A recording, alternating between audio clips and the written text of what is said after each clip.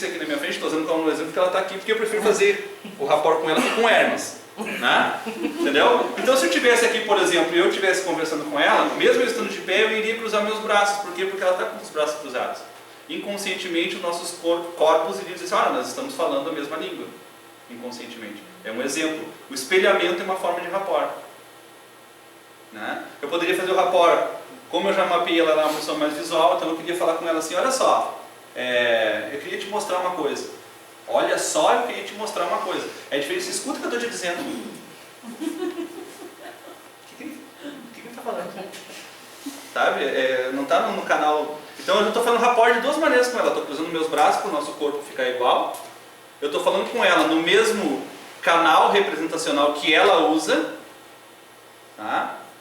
E eu ainda poderia, sei lá, como eu conheço, ela poderia pegar alguma coisa que eu já sei dela e trazer para um assunto. Falar um óbvio. Deu. Casou na festa. Eu quero dar um exemplo que eu fiz practitioner, né? E melhorei muito, assim, hoje em dia, minha relação com as pessoas, assim, muito.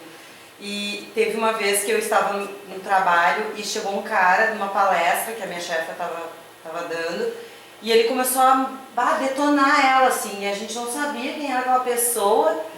E ela disse pra mim, me chamou, vai lá e descobre quem é esse cara, porque ele tá me detonando. E o cara sisudo assim, não sei o que, e ele sentado assim, bravo, e eu sentei do lado dele, eu não vou chegar do jeito que eu sou toda, eu já sentei do lado dele, cruzei os braços, fiquei igualzinho, ele começou a puxar assunto, eu nem precisei falar com ele começou a puxar assunto comigo e falou tudo, de onde é que ele era, tudo, eu nem sabia que eu era assessora da palestrante. Então, quer dizer, eu fiz o rapport. O rapport é inconsciente. Se ele não for inconsciente, não é rapport, é imitação. Tá? Ele é inconsciente. E ele tem que ser sutil, discreto e elegante. Tipo assim, eu vou falar com ela. Nada sutil, aí discreto e elegante. Assim, faz assim. Ela mexendo no cabelo, eu vou mexer, não tenho como mexer no cabelo. Eu não tenho o que fazer. Então. Vou só dar uma mexidinha na testa. Aquela coisa toda. Mas, diga. Quando a gente está em nível consciente, no que tu está dizendo, se está de braço cruzado, fica de braço cruzado. A gente não vai fazer de uma certa forma consciente? Sim. Quando eu quero criar rapport contigo, por exemplo, tá? Eu faço isso de forma consciente. Sim. Só que tu tem que perceber o contrário, entendeu? Tu tem que perceber como inconsciente. Tu não pode notar que eu estou fazendo isso, entendeu? Dois PNL juntos, não dá. Não dá. Conversar de que jeito?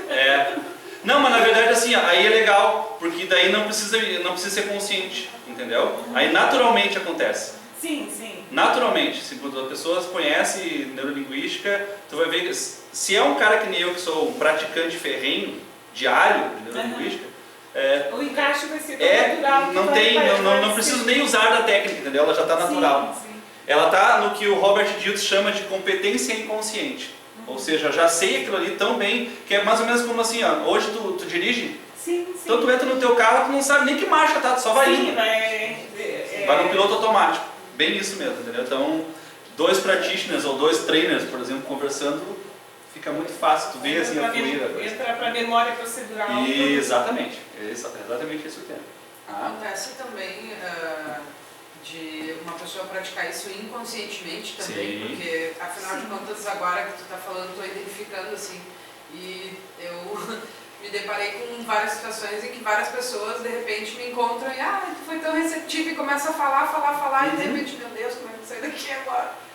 Só que... Aí tem que quebrar rapport, né? Aí tipo assim, tá tão bom o papo, aí eu...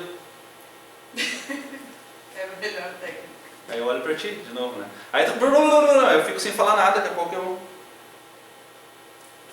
olho pra ti de novo. Se tu não entendeu que eu tô querendo parar, porque né? Aí você fala, o negócio é o seguinte, deu, né? Aí eu tenho que ir no Paulo Longo. Tenho que ir, desculpa.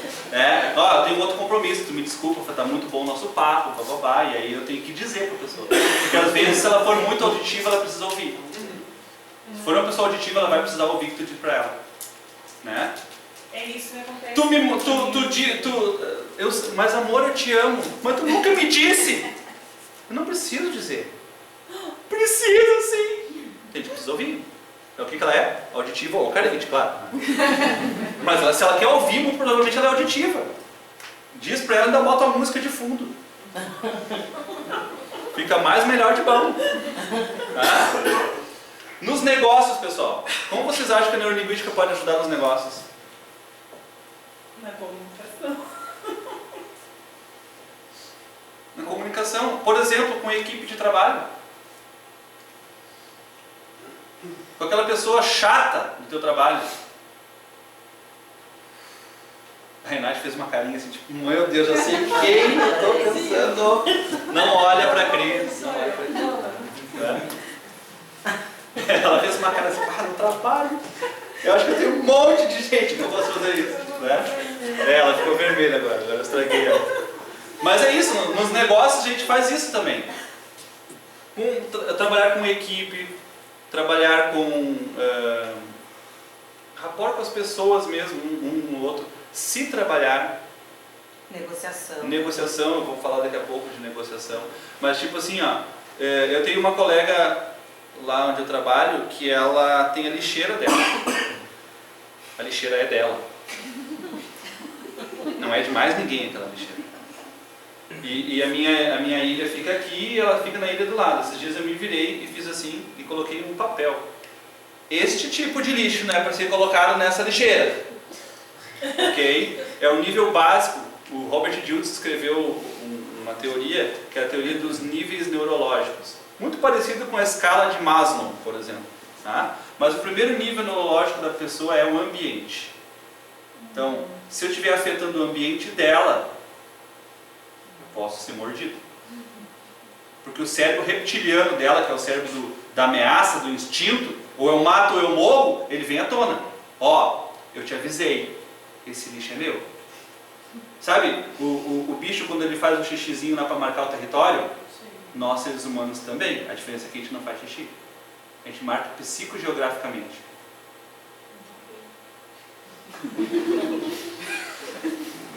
Tá bom? Olha.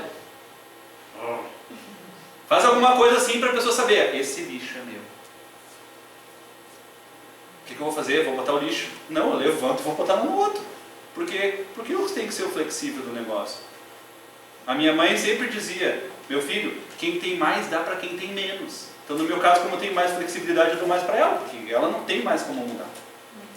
Ah, tu não acredita? Não, no caso dela não. Ela já está num nível neurológico tão difícil que não vai mudar mais. Aí a PNL não salva ela? Não, porque ela não quer. É que nem no coaching, eu sempre digo no coaching nós temos o quê? Meus alunos aí, me ajudem. Tem que querer, permitir-se e agir. Se a pessoa não tiver um desses três aqui, não tem como fazer nada. Eu sempre brinco assim, eu quero casar com a Gisele Bündchen, ok. Tem o querer aí? Tem. Permitiu-se? Veja bem.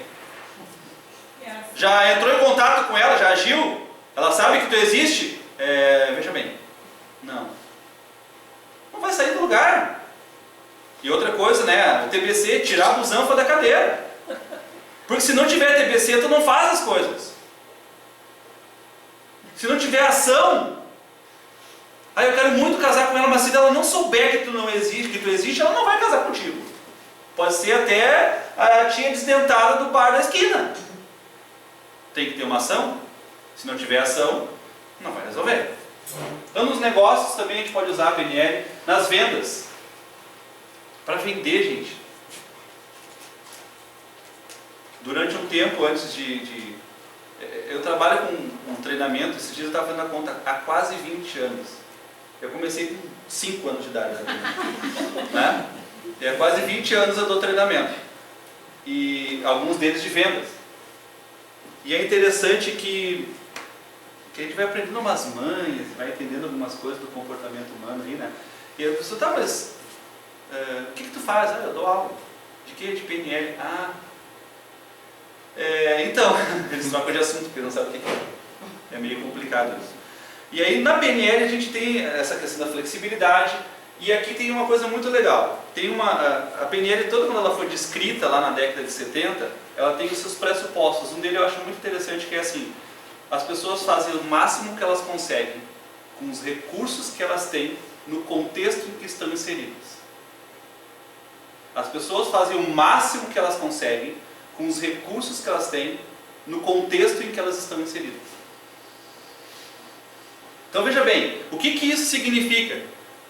Ah, mas o cara não está dando lá o máximo possível para fazer aquela venda. Talvez aquele máximo que você queira que ele dê seja o seu máximo e não o dele. Já pararam para pensar que de repente a régua que vocês estão usando é a de vocês e não a régua dele? Ah, mas eu já vi ele performar mais alguma vez, então será que por que ele não está performando agora? Ele não está fazendo o máximo? É claro que sim. Muito provavelmente ele esteja fazendo o seu máximo. Só que o máximo dele mudou agora. Porque ele está passando por uma mazela comportamental, porque está com um problema na família, porque sei lá o que está afetando o máximo dele. Mas alguma coisa está afetando o máximo dele. Como, por exemplo, o máximo do meu time está sendo afetado há muito tempo. É gremista. Eu torço para o Grêmio Futebol Porto-Alegrense. Que droga! Eu já disse, eu vou lá e dou a consultoria de graça de coach e faço aquele pessoal ganhar. Tá? Eu não cobro nada. Só pelo prazer de ter que dizer para o Colorado depois, cara, fica quieto. Né?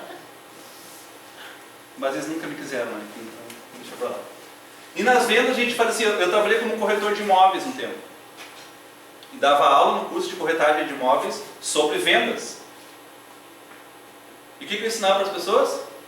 PNL. Primeira coisa, identifique qual é o sistema representacional dessa pessoa. Então, o que a senhora achou do imóvel? Ah, eu estou achando aqui um pouco escuro. O que ela está falando? Ela está falando no canal representacional dela? Visual. Escuro, luz, iluminação. Né? Então, quando eu for me reportar ela assim, provavelmente, se a senhora perceber, nós abrindo aquela janela ali, vai dar uma claridade muito grande, porque o sol entra por ali de manhã. Eu peguei a objeção dela, falei da objeção dela, usando uma técnica de PNL, que se chama submodalidade, tá? E coloquei para ela uma nova crença, de que ela pode comprar aquilo ali, porque quando ela pegar aquele imóvel e chegar ali no outro dia de manhã, inclusive se a senhora quiser vir amanhã, neste horário que eu falei para a senhora que o sol bate ali, a gente pode voltar aqui, não tem problema nenhum. Olha, que interessante. Óleo? Claro que eu olho. Olha que interessante, óleo. Aí eu fico lá com o sinal visual dela há muito tempo. Tá? Então é possível, só estou dando um exemplo aqui, primeiro o canal representacional e submodalidades, tá? Que é o uso dos canais representacionais na comunicação. Para mim são duas técnicas que eu acho fantásticas. Assim. A primeira é níveis neurológicos, que se a gente aprender assim a gente resolve muita coisa. São três na verdade, metamodelo e submodalidade. Essas são três técnicas que a gente ensina no Practitioner, que se forem bem utilizadas, vocês conseguem fazer qualquer coisa. Se comunicar com a pessoa de qualquer jeito. Tá? Na educação, alguns aqui me conheceram a partir de um curso que eu dei para instrutores. Então, vocês estão vendo que, por exemplo, nos meus slides aqui, não tem conteúdo, né? A não ser uma palavrinha só. Ele só serve para mim como guia, para eu saber o que eu estou falando. Porque o conteúdo tem que estar em quem? Em mim. Vocês vieram aqui para me assistir, não para ler meus slides. Porque se fosse para ler o slide, eu mandava os slides para vocês. Né? Não era mais fácil mandar os slides? Eu estava em casa, quietinho, de pantufa, olhando a novela das 7. Aí abre o e-mail, tem o slide, porque não precisa. Inclusive eu podia narrar. Né? Olha, o que está escrito aqui tem a ver. Pronto, estava resolvido o problema. Vocês vieram aqui para me assistir ou para ver meus slides? Provavelmente os dois, tá? Mas enfim.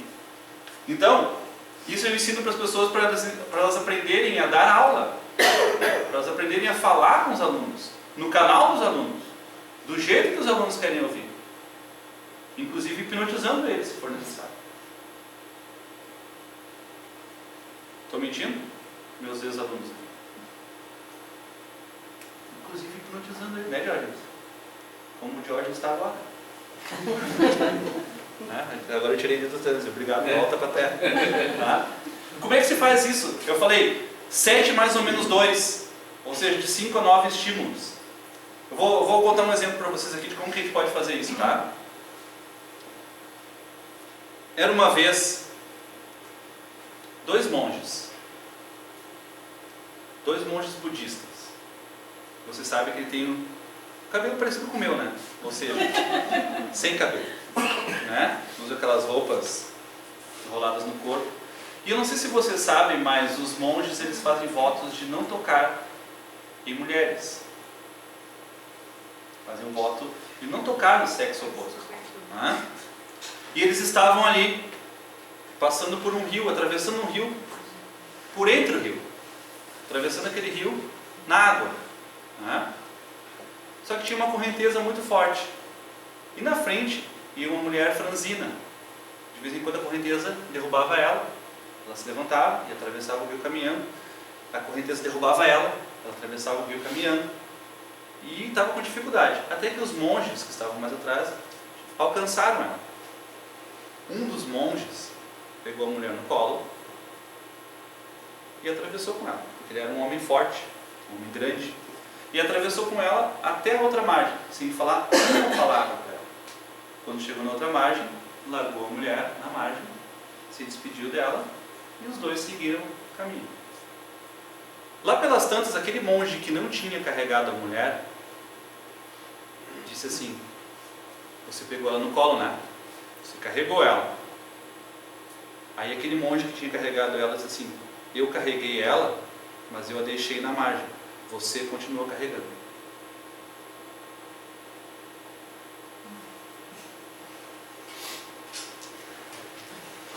Os homens entenderam. Os homens entenderam? As mulheres entenderam. E os homens? O que nós estamos falando aqui de uma técnica que nós usamos na neurolinguística chamada metáfora. Eu contei para vocês uma história para dizer alguma coisa para vocês. Só que essa metáfora ela foi rica em detalhes. Eu fui dizendo, lembra que os monges tinham não sei o que, um cabelo parecido com o meu, um estímulo. Eles usavam umas roupas parecidas, um lençol assim em volta do corpo, 2 estímulos. Porque o cérebro precisa ter que começar a criar essa imagem. Tá? E os dois estavam caminhando à beira de um rio. E aí desenharam o rio, 3 estímulos. E eles iam caminhando dentro da água, 4 estímulos. E na frente tinha uma outra mulher caminhando, uma mulher franzina, 5 estímulos. E aí eu comecei. E essa mulher caiu na correnteza porque a correnteza batia, 6 estímulos. Até que os monges chegaram perto dela e um deles pegou ela no colo, porque ele era um homem forte e alto. Vocês imaginaram um homem forte e alto pegando a mulher no colo, 7 estímulos. E ele atravessou com ela no colo até a outra margem, 8 estímulos. E ele largou ela na margem. E eu fiz exatamente esse efeito aqui para vocês, 9 estímulos. E os dois seguiram caminhando, 10 estímulos. Lá pelas tantas, um falou com o outro, 11 estímulos. Agora o cérebro já estava em alfa. Ele já estava fazendo... eu duvido que alguém tenha se percebido. Se eu tivesse batido a carteira de vocês nesse momento, vocês não teriam notado. Porque é exatamente assim que fazem os mágicos. Eles te colocam o que é a hipnose. E nós estudamos hipnose ericksoniana dentro do practitioner. Essas técnicas todas eu ensino dentro do curso. O que é a hipnose? É colocar a consciência da pessoa onde a gente quer que ela esteja. Agora vocês imaginam se eu pudesse pegar essa técnica para ensinar para as pessoas. Imagina se eu conseguisse colocar as minhas aulas e os meus conhecimentos em forma de metáfora. Porque vocês amanhã, daqui a 2, 3, 4, 5 dias, provavelmente vão se lembrar dessa historinha. Talvez daqui a 1 ano, talvez daqui a 20 anos, você se lembra, assistir uma vez uma palestra e o cara contou aquela história dos monges. Porque a história foi criada na cabeça de vocês, ela não foi dita por mim. Ela foi dita por mim, mas criada no cérebro de vocês. Então a memória é de vocês e não minha. Olha que coisa interessante. Então imagina se você conseguisse fazer isso com a marca da sua empresa. Imagina se você conseguisse fazer isso com a pessoa que você ama. Que ela te visse de uma maneira que você quisesse que ela te visse. Imagina se você conseguisse fazer isso com os relacionamentos que você tem no seu trabalho. Com as aulas que você tem que dar, com aquilo que você precisa decorar para o concurso. Transforma numa história, numa metáfora, é simples. Eu me lembro que tinha uma professora de química, depois ela veio a ser minha colega lá na escola onde eu trabalhei em Butiá, e ela ensinou um negócio para nós no primeiro ano do ensino médio de química. Ela dizia assim: ó, impetuoso mosquito mordeu o bico do pato cilíndrico preto. Nunca me esqueci disso, já faz mais ou menos uns 2 anos que ela ensinou isso para mim. Tá? Foi mais de 2 anos, não me recordo quanto exatamente, mas mais de 2 anos. E ela disse assim: ó, impetuoso mosquito mordeu o bico do pato cilíndrico preto. Eu disse: meu Deus, a mulher enlouqueceu. Ela chegou em sala de aula dizendo isso para nós. Vamos começar agora a química inorgânica Tá? E eu vou ensinar para vocês então que um ácido como é que é? O impetuoso mosquito, um ácido sulfuroso vai se transformar no sulfito. Eu disse, olha só que legal, mudou minha vida? Não, só estou fazendo vestibular. Né? Mas eu decorei isso até agora, eu sei. Por quê? Porque foi uma historinha, porque foi uma coisa que foi criada e internalizada por mim. Né? É que nem a fórmula básica do movimento retilíneo uniforme da física, Deus vê tudo. Né? Distância é igual a velocidade vezes o tempo. Fácil, né? Então eu criei uma metáfora em cima de alguma coisa. Como que nós decoramos as coisas? A partir de histórias, a partir de metáforas. Como que nós memorizamos as coisas? Como que nós memorizamos as coisas? Duas coisas são importantes para a memória. A primeira é a atenção e a segunda, emoção. Essas duas coisas fazem com que vocês memorizem um pouco. Ah, mas a minha memória é muito ruim. Aí eu tenho uma memória ruim para música. Não existe memória ruim para música. Ou tu tem memória ruim ou tu tem memória. Como assim? Tu tem memória ruim ou memória, não tem como tu ter seletiva. Claro que ela é seletiva porque tu presta atenção em alguma coisa mais do que outra. Se eu não presto atenção em músicas, eu não vou decorar as letras das músicas. Se eu não tenho atenção, não tenho memória. Agora, e se for aquela música que estava tocando no dia que você deu o primeiro beijo no seu namorado ou na sua namorada? Tem emoção? Se estava tocando alguma música do dia que nasceu seu filho, nem precisa estar tocando música. Quem aqui tem filho? Cris, quantos anos tem teu filho? 13. 13. O teu é mais velho, Zé? Quantos anos tem teu filho? Mais velho? É. Depende da qual, né? O teu mais velho, quantos anos tem? A minha menina tem 23. 23. Que dia ela nasceu? Ela nasceu 21 de agosto. 21 de agosto. Tu te lembra do dia? Tu estava lá? Tava. Lembra como é que foi, assim, a carinha dela? Tudo. 23 anos atrás. Eu enxergo o mesmo rosto hoje nela. É? Interessante, né? E o teu tem 13, Cris. Que dia ele nasceu? 10 de dezembro 10 de dezembro? de 2001. Muito bem. Que dia era da semana, tu lembra? Não? É na segunda-feira. Era uma segunda-feira. Muito bem. Lembra quantos quilos ele nasceu? É ele ou ela? É ele. Ele, como que chama? Rian. Rian. 2,485. 2,485. Ele saiu do hospital com 2,250. 2,250. Com quantos centímetros? 49. 49. 47. 47. Quantos anos faz isso? 13 anos. 13 anos. Quase 14. Quase 14. Em dezembro ele vai fazer 14, o Rian, que nasceu no dia 10 de dezembro. E se Saiu do hospital com Se 2,250. perguntar minuto a minuto daquele dia, vocês verem. Tinha emoção? Sim, né? Estava atenta? Tu estava atenta naquele momento? Super Oh. louca de medo do parto. E louca de expectativa. E o que tu comeu na quarta-feira passada no almoço? Ah, não faço a menor ideia. No dia do nascimento dele, eu sei o que eu comi. A criatura consegue lembrar de uma coisa de 13 anos atrás e de uma coisa da semana passada ela não lembra. Por quê? Tinha emoção no teu almoço de quarta-feira, semana passada? Provavelmente não. A menos ter sido o aniversário dela, uma comemoração, caso contrário, foi um dia como outro qualquer, não tinha tensão, não tinha emoção, passou batido. Até porque o cérebro é seletivo, né? Ele não pode armazenar tudo, senão faltaria neurônio ali para ele fazer tudo isso, né? Então vejam como a natureza é interessante, né? Terapia é uma das outras aplicações da PNL. Inclusive, quem faz o curso de Practitioner, ao final do curso, quando recebe o certificado, se quiser, pode se inscrever, não sei se é exatamente essa a palavra, né? No Sindicato dos Terapeutas Holísticos. E ter uma carteirinha de terapeuta e ter um sindicato por trás, com advogados, com uma série de coisas, e pode atuar como terapeuta. Não precisa da carteirinha para atuar, tá? Eu, por exemplo, não tenho carteirinha, não quero pagar carteirinha de terapeuta, mas eu atuo como terapeuta. Se a pessoa chega lá para mim, estou com um problema, eu quero resolver minha síndrome de não dormir de noite, eu tenho problema de ansiedade, eu tenho problema com o relacionamento com meu marido, com minha esposa, não consigo lidar com dinheiro. Eu atendo mais dinheiro, tá? Meu coaching é mais financeiro mesmo, para ajudar as pessoas a lidar com o seu dinheiro. Diga. Mas para se encaixar na área essa da terapia, não precisa ser da área da... Nesse sindicato especificamente, não. Terapia holística, pode ser Reiki, por exemplo.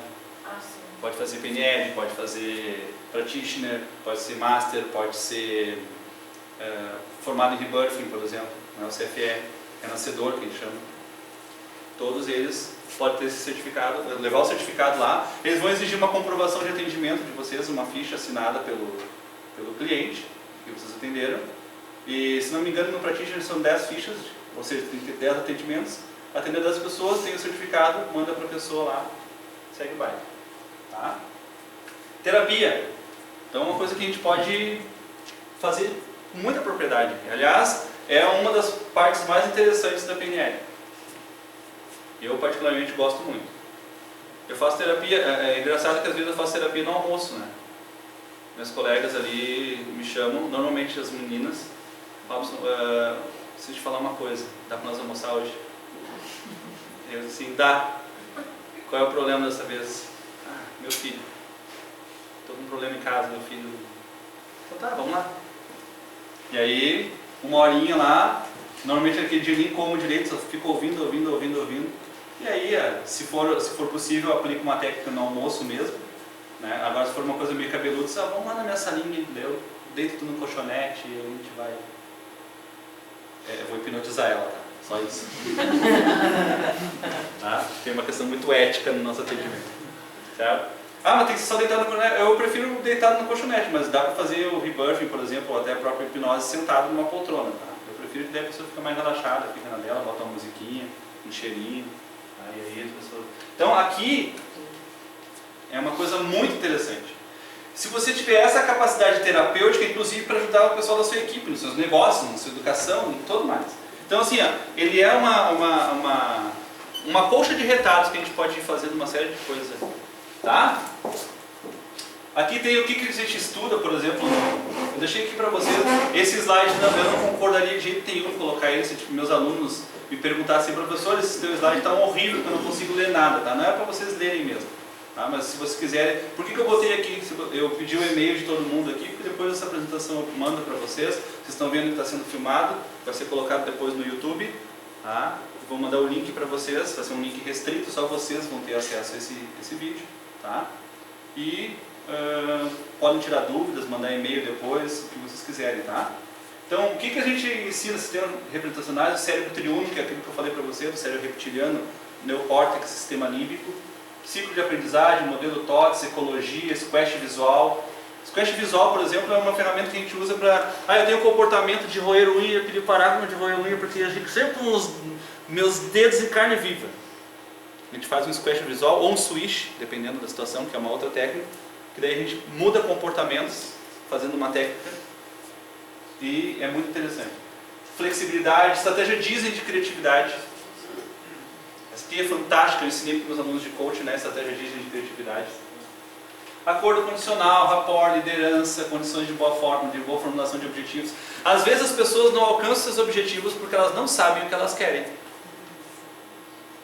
E na maioria das vezes o grande problema é eu não quero ser gordo. Está errado. Eu preciso emagrecer, é diferente de eu não quero ser gordo. Eu estou trazendo a minha energia, a minha linguística para o gordo, não para o magro. Uma vez eu ouvi que o cérebro ele não processa a palavra não. Então, não quero ser gordo, ele entende como quero ser gordo. Exatamente isso. A neurolinguística tem uma partezinha que tem a ver com essa aqui, padrões de comunicação. Tá? Que eu digo assim, não pensa no abacaxi na minha mão aqui agora. Duvido que tu não pensou no abacaxi na minha mão. Porque não é que o cérebro não processa. O que ele faz? Ele pensa no abacaxi para depois negar. Entendeu? Então ele pensa no abacaxi e depois nega. Então, se eu não quero que tu pense no abacaxi, eu não falo abacaxi, eu falo maçã. Entende? Eu desvio o foco. Por isso que eu sempre digo assim, as pessoas me perguntaram esse tempo mais, eu odeio aquela campanha, craque nem pensar. Por quê? Porque eu estou chamando a atenção para o crack. Já pensei no crack. Diga não às drogas. Diga sim à vida é diferente. Uma campanha anti-droga seria melhor se você dissesse assim, diga sim à vida. Porque eu estou tirando o foco da droga, não quero que eles pensem na droga, não é isso? Então eu tiro da frente dos olhos dele. Eu digo outra coisa no lugar. Isso explica por que a campanha de desarmamento aumentou o número de pessoas armadas. Eu nunca tinha pensado em ter uma arma, mas aí veio um monte de propaganda na televisão falando sobre armas. Olha só, parei um pouquinho, acho que vou comprar pra mim. Se eu não quero que a pessoa... Se eu não quero uma guerra, eu não falo de guerra. Se eu não quero discutir, eu não começo a discussão. É simples. Simples assim, como diria meu amigo Cury. Simples assim. Não tem o que fazer. É só dizer e praticar. Fácil. Então assim, ó, na negociação, por exemplo, às vezes eu estou lá ensinando para as pessoas uma técnica que chama Gestalt, que tem a ver com a gestalterapia, que é assim, as coisas estão todas guardadinhas dentro do meu cérebro, né? Em gavetinhas selecionadas, porque quando a gente aprende alguma coisa e precisa guardar alguma coisa no cérebro, a gente coloca ela em gavetinhas. Então eu vou fazer um exercíciozinho para vocês, os meus alunos já fizeram esse exercício, então vocês vão ficar quietinhos. Tá? Eu vou fazer uma pergunta para vocês.